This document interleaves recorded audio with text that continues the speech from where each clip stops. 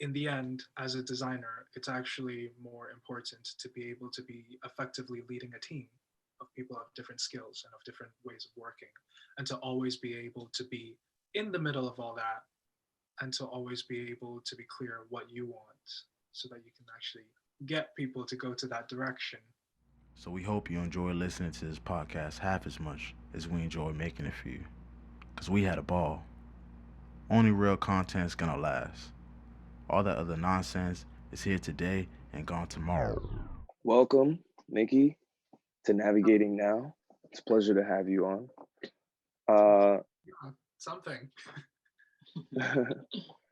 Mickey is a fashion designer. He's worked at ACOLDWALL. Now he's taken up a new design role at MCQ. And the first question I wanted to ask is, how old are you? And can you give us a little bit more background on yourself? Okay, so hi, I'm Mickey. I am 26. I currently work in London. Uh, I was born in Hong Kong and I went to an international school in mainland China for a couple of years and then came to London to study fashion design in women's wear and then just kind of ended up working. And now I think it's my 8th year in London. So I've kind of fell into a more of a developmental role as opposed to a design role in my current work. But yeah, so that's a bit of my background. Um, so I currently work for MCQ, and I am the menswear ready to wear product developer, which means that I basically am in constant communication between factories as well as the design team to kind of facilitate in turning their ideas into actual clothing, and to also kind of relay feedback from them to the factories to make sure we get the best outcome possible for our samples before we go into the showroom and start selling to everybody and approaching the public with it. So yeah, that's my spiel. Great. So that leads perfectly into my next question is, if someone wants to be a fashion designer like yourself, what do you think are some of the primary skills that they should acquire?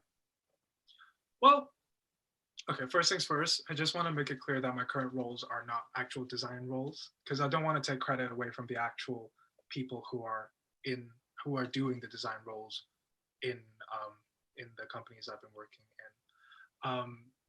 Because they're the actual designers were coming up with the designs, and I'm more in a facilitating kind of role. That being said, I have interacted with designers through different work experiences and internships.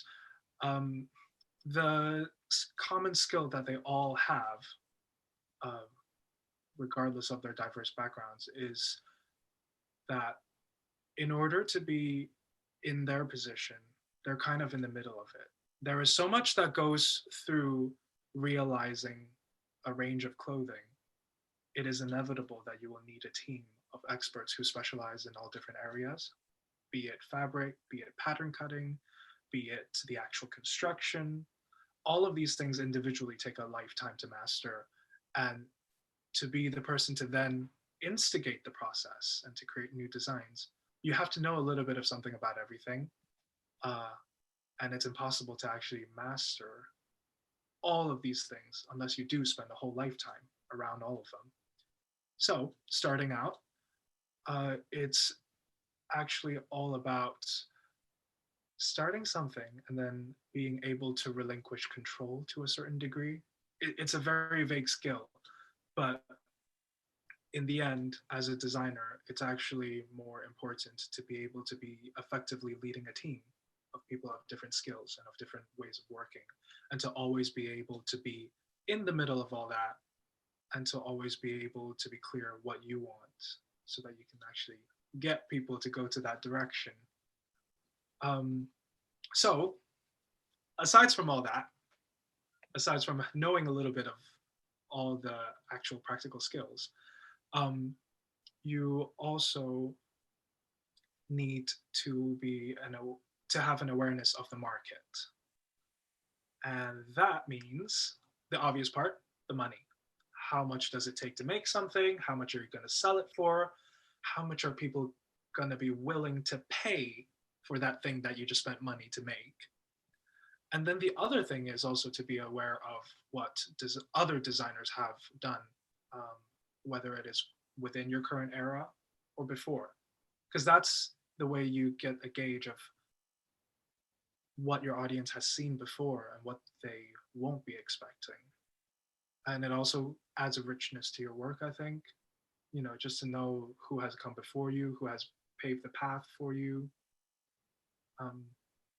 So I think those are the main things. I mean, I've worked with designers who just come from such a diverse set of backgrounds. You've got Samuel, who's from more of a graphics, very visual-led kind of background and communicates on more abstract terms. But then other designers like Tatum Jones, like A.F. van der Vorst in Antwerp, they tend to be they were all from more of a garment-based, kind of a more traditional fashion background, where they all have an individual curated collection of deep knowledge that you can immediately apply to clothing. And they all work in their own way. They all have very unique businesses that have made differences and have influenced, kids like me. So yeah, it's a hard one. I guess that's my 2 cents observation follow up on that, just because I know you talked about design. But you said that your role is more in the development of the products. My question is, was the development side of the business always what you wanted to go in? Like when you were studying in university, getting your degrees and such, was that something that you always saw? And did it, if so or if not, did it prepare you for what you're doing now? Well, I study fashion design. So what happens in fashion uni, I don't know if that's the case anymore, but definitely when I was studying, it was not actually taught to us what was available to do in fashion. You weren't presented with that picture of this giant horde of diverse people trying to make this one thing happen.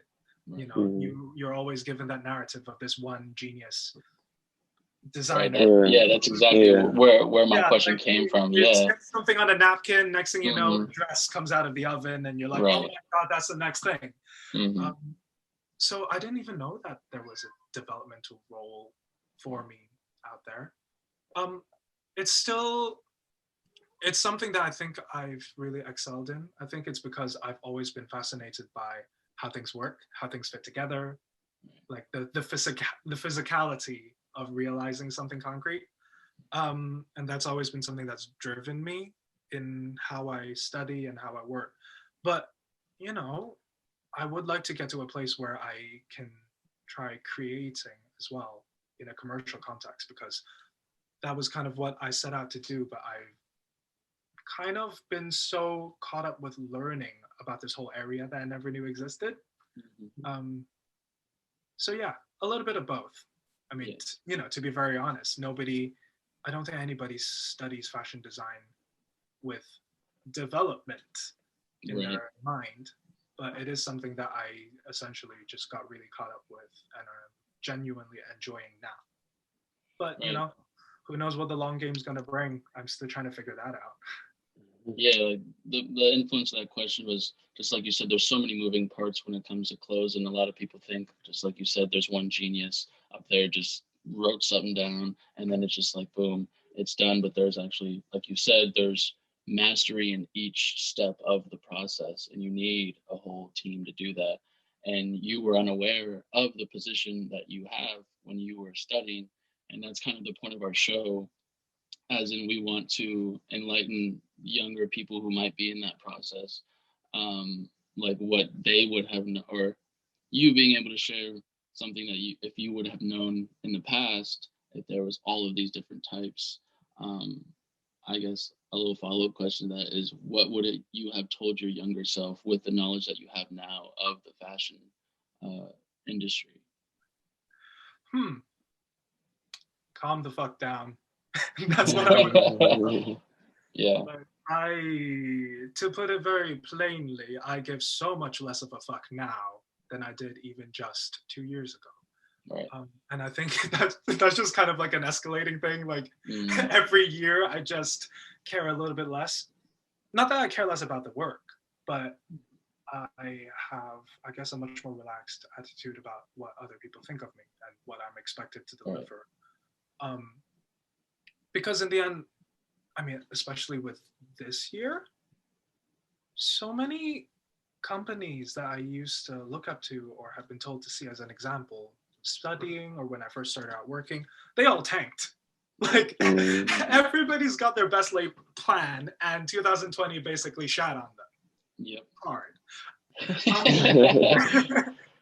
Um, but yeah, so it's just that I think lots of people, especially from my generation, where you grew up seeing people like John Galliano, you grew up seeing people like Alexander Mcqueen, you grew up seeing, the Versaces, Gianni and Donatella. You get this idea that the fashion industry is just this kind of dog eat dog, super A bunch of intense. just figureheads.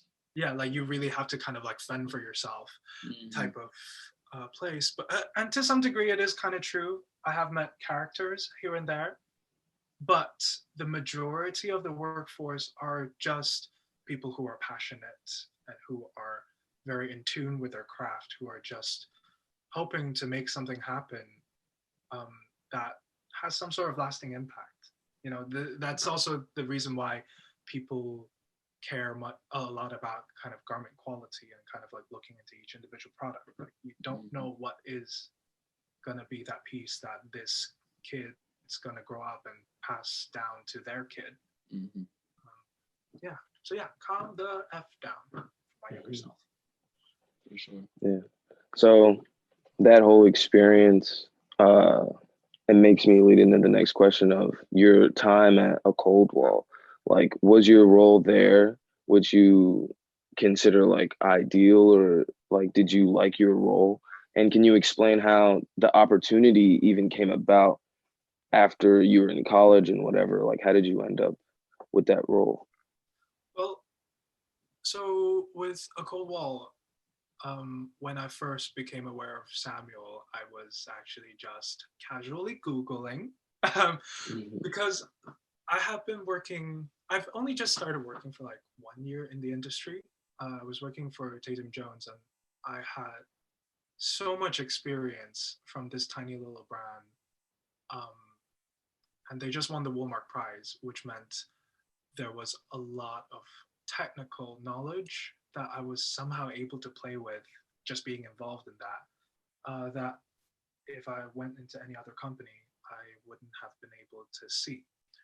So that being said, I was in a bit of a tricky spot because the women's wear industry, at least in London, it was very saturated at that time, and there was so much pressure on cost and delivering and hype.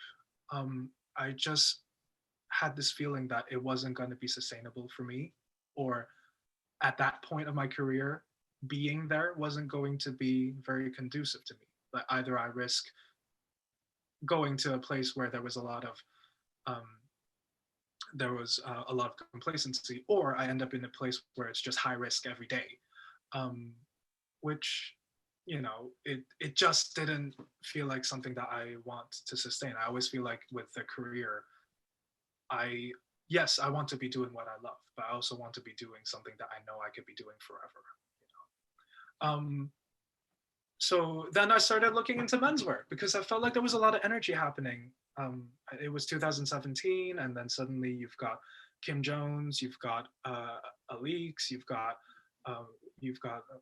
Virgil suddenly just blowing up everywhere. It felt like there was this huge culture change, and I just wanted to kind of get involved in something that I could see that there was a momentum behind. So then I kind of Googled up other designers, other brands in London, and I came across ACOLDWALL, and I just emailed Samuel. I found all of his email addresses that I could find at that point, and I just sent him one good old fashioned Gmail and went, hey, I like what you're doing. I don't know how I can help, but I would love to get involved somehow. And here's a bit of my work from my student days, and here's a bit of the stuff that I've done in a professional working context. These are my skills. What do you think? Um, I got no reply, and I wasn't really expecting anything. And I was kind of like feeling my way around anyway, like asking other people as well. But um, eventually, in the middle of London Fashion Week for Women's, at my busiest, I got a response. And then he just basically sent me a few hand drawings and asked me, can I turn this into a factory ready computerized CAD drawing and also figure out how to make them? Because but at that point I thought he was testing me, but turns out it was actually an area that I can contribute to on top of. So that all started, and then so that was in September, and then by November I was in the company full time, doing. My position was called. What was it called? It was a garment development and product innovation. So it's kind of like product development, but like more abstractified, because it meant that I could wear multiple hats. Because at that point, that company was very small. It was just Samuel, his business partner at the time, and his right hand, and then a couple of us smattering of guys working with the ecom, in-house delivery stuff, and then me working on just product development and also taking on a lot of the production related tasks, which proved too much for me. Immediately, I took up meditation. Like I was like that one Chinese kid who was like, I refuse to be going into this prayer superstitious stuff because I don't need it. I'm more involved than the rest of my family. No, I was breaking out in hives. Next thing you knew, every night I was taking a cab home at like 9 or 10 or sometimes 11. I was just like in the cab telling the driver to shut up and just like doing headspace on my earphones, just so that I could get through the next day. Now, it's not because, there was anything wrong with the company culture or anything. It was because there was just too much work. I think that at that point, the company was so young, they didn't realize, again, that to make all of this happen, you needed a full team, multiple departments. So essentially, my role in that company was that to turn sketches into actual clothing. But then it sort of also turned into, okay, what is too much for Micky? What can Micky not do? Let's hire a person to do that thing. And then it kind of just over a course of 2 years just spiraled out into a full team. And then by the time I left the company, it was, we had the development department, we had the production department, we had the design department, and we also had a creative direction department that also oversaw anything that happened digitally. It was, and then also we had the PA and press department. It was much more of a well-oiled machine. So, and then my role also became more and more specific. And then it was one of those things where I think in hindsight, I would have preferred to be more involved with the design aspect. And at the early days, because the structure was so loose, I did have much more involvement with that. But then it became more important for me to go into development and kind of like implement structure, to kind of uphold any standards in there, and just kind of let that part of the business grow. And at the same time, I was more interested in that because I felt like, at the end of the day, I studied design. I can always go back to it and tap into my creative self if I wanted to. But then this is something that I wasn't able to learn at uni. And I just wanted to kind of see it through and see where that takes me. So that was kind of my experience of ACOLDWALL. Yeah, I mean, it's completely changed me. I mean, okay, I've only been working for 5 years and I've worked for two companies. Both of these companies completely changed me because that's how little experience I truly actually had. It's everything was so formative. And I guess I was also very lucky to kind of work for places that happened to be on some sort of wave at the point Right. of entry for me. Um, so yeah, I thank them all and I will thank them all for God knows how long. Yeah. So that was a great explanation of your time at ACOLDWALL. And I wanted to ask, can you speak now on your role and kind of responsibilities? What do you take care of now at MCQ? So at MCQ, I'm the menswear wovens product developer. So instead of what I used to do, which was like overseeing product development for wovens and for jersey wear and for accessories and for bags and a smattering of like runway exclusive pieces. And when we did women's wear, also women's wear. Now I'm just focusing on men's wovens, which for people who don't actually have the background for it, it means stuff that isn't stretchy, essentially. So all the jackets, all the shirts, all the trousers, all the track pants, anything that's like nylon-y, anything that's cotton-y. So no t-shirts, no hoodies, no um, sweatpants, and no running gear anymore. Just in the next room, I can still see them, I can still touch them, but I don't have to worry about them anymore. But that being said, the collection is huge. There is a lot of product because all of these collaborations that we do. So MCQ is a creative platform that does small collections based on different collaborations with artistic individuals, creative individuals, and it's kind of more of a community-driven type of brand existence. Um, but that meant like all of these collections have to be full-fledged and have to kind of fill out a full wardrobe. Um, the clothing here is super diverse. There's a lot of different techniques that are really, putting my chops to work. But essentially, my role is I talk to the factories, I make the clothing happen um, out of the sketches, out of the diagrams, and out of the kind of in-house mock-ups. So kind of the same, but a little bit more. But it's more breadth than range, I would say. Okay. All right. So now, kind of getting a little bit away from just the roles, I want to ask your opinions on where do you see the future of fashion heading? And then I want to ask on top of that, like, what are your thoughts on sustainability in fashion? Recently, we've seen like Heron Preston with like the 3D printed shoe and some stuff like that. Yeah, just you can kind of answer openly. Just what do you think about the future of fashion? So that's a tricky one because I think my view on that changes every day depending on how well my day went.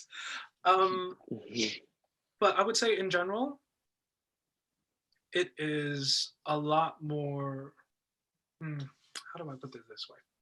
So people are definitely much more comfort driven in terms of how they approach clothes as a society. I think it is much closer to individual identity expression than it ever has been before.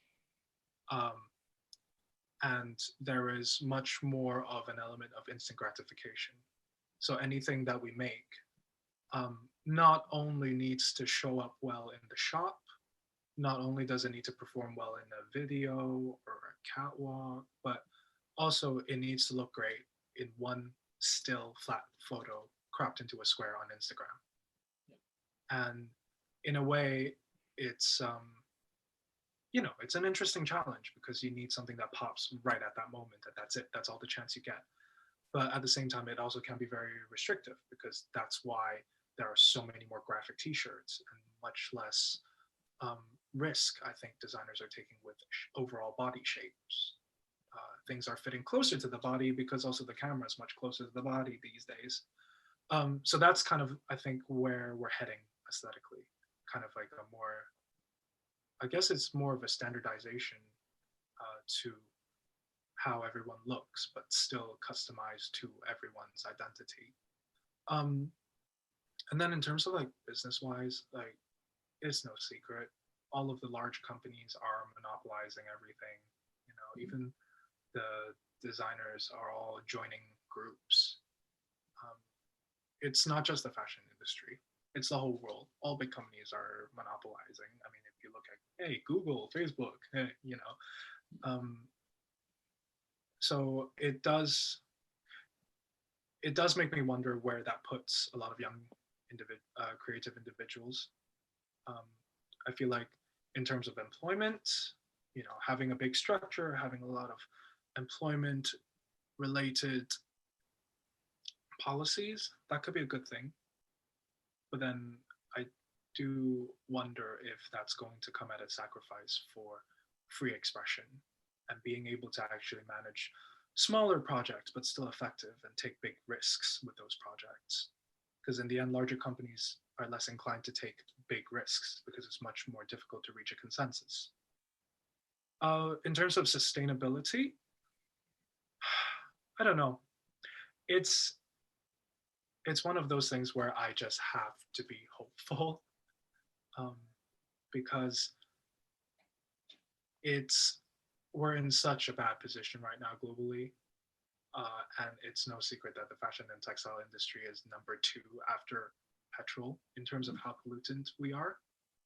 Um, I mean, I'm grateful that I'm working for a company who's under Caring, who the Caring Group, who has a really committed stance on converting brands to be more sustainable, um, and it's something that is heavily pushed. We have a sustainability consultant that works with all of the Caring brands as well.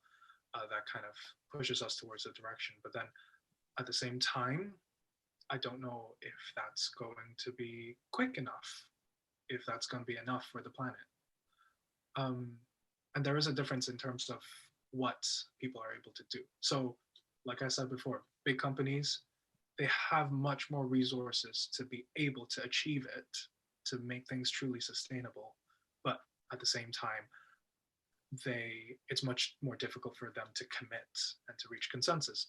The small companies are in a better position because of their flexibility. You know, they can start fresh in a way, but then they need to be able to find investment somehow, and that doesn't always align.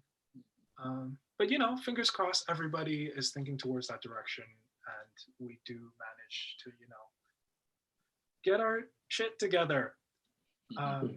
But yeah, it's really hard to tell when you're actually in it and you're, you know, kind of the day to day creates a lot of obstacles, and I feel like the people who have the best view are the people who are able to look from afar. But yeah, those are my very scrambled thoughts on the future. Okay. So we're getting closer to the end. I kind of want to circle back around to kind of what I asked you earlier, just about skill sets and what you would have told your past self. But I kind of want to take it away and make it expand the question a little bit more to skills, just life skills that you've acquired and that you've been able to apply. And I want my question is, what's the most important life skill that you've been able to learn and apply through your life so far? I think it's more a way of thinking, really. That is probably the most valuable kind of, I guess, philosophy I've attained over my experience, is that, I guess, perfection is a direction. It's not an end goal, because it's an impossible goal. So like I need it was very difficult for me at the beginning when I was working, because, you know, I was subscribing to this idea of the perfectionist fashion person who just needs everything to be precise and perfect. And in the end, that doesn't always work. It's it's actually more about compromise. It's more about isolating the wants and needs of different people and then trying to understand that and then come to a compromise between that. So yeah, I think that's the skill, to be able to do your best, but know when to let go. That's powerful. It's like weirdly Zen, I guess, but nothing else has held up. Like really, like my sewing hasn't held up, my pattern cutting hasn't held up, my No, knowledge of fabrics you are just started. you are our fourth guest so far, and every single person we've asked everybody that question, they've all said self-awareness, peace of mind, way of thinking, like yourself. It's Starting the to see only a thing pattern that here. actually lasts. Yeah. It's like everything else falls away, and especially like in my case, it's just clothes in the end. Right. But it's just clothes. I want to ask, how do you think that fashion plays a role in culture as a whole? Because culture and art and our expression is how we remember society at the end. So, yeah, how do you think fashion plays a role in culture? Actually, what you said about how culture is how we remember a society, I think I'm always the first one in my group to like tell everybody that, oh, it doesn't matter what you're wearing, we all look great as long as we feel great. Yet, I meticulously choose out everything I wear every day. But essentially, on a grander scale, it's a reflection of society. I think it's more on a grander scale, it's more of a reflection than an instigator. It's if you look at kind of the sweatpants boom that we're experiencing right now because everybody's at home, um, if but also it can be something that actually causes fear in some people. I would, I come from Hong Kong, and over the last year there have been so many. But even before COVID, there was a whole 6 months of civil unrest where it was just protests all over the place because of the way the central government was handling everything. And something that resulted from that was that nowadays, whenever we're designing anything black, whenever we're shipping anything black, because that was the color that lots of the protesters wore, it always experiences issues in shipping, going to Hong Kong and going from Hong Kong. There's always delays. And that is something that we've had to account for, regardless of which company I go to. And then it's just very ironic because it's just a few hoodies in a box, and it's already inspires so much fear from the authorities. It can be an economic signifier, people who wear clothes for the brand that they put on and what that means, or specific things that they wear, like people who really like to wear clothes specifically to show their wristwatches, just to show people that they can afford a wristwatch. It could be like a more affordable version of a sports car, or it's an identity, something to show what group you belong to. When I came to London, I started swing dancing, and there is a very specific visual language to how we dress ourselves. A lot of us, we like to wear vintage clothing, and a lot of it didn't really help us move that much better. I mean, I always go by the argument that the wider the trousers are, the higher I can kick. But, it was also about kind of being able to associate with each other aesthetically. Or if you look at streetwear, all the different followers of each specific brand, how everybody kind of tracks the different drops and goes and lines up for those drops in person, and they kind of socialize with each other, comparing merch. So that could be that, or it could be a means of protest. You know, if you look at the history of drag and how just by changing what you wear can cause so much reaction to people. It's I guess fashion's role in society tends to be a lot more scattered. It's more specific to the individual and the groups, and that's where the power lies. You know, you don't really know what is going to be the thing that causes an effect, but in hindsight, you'll be able to see it. Great. Yeah, no, that's so true. Yeah. That's so true. So, like again, we said we're running short on time, but that was a great conversation. Wonderful. That was a great Yeah, no, conversation. it was great. Real quick, I just want you to like shout out any links or any of your work where people can find you. Oh, little old me. Well, I have an Instagram handle. It's at Sebastian Lilac, which is my fake name because I don't want people I don't want to find me. But I'm telling the world anyway. So it's at SEBASTIENLELAC.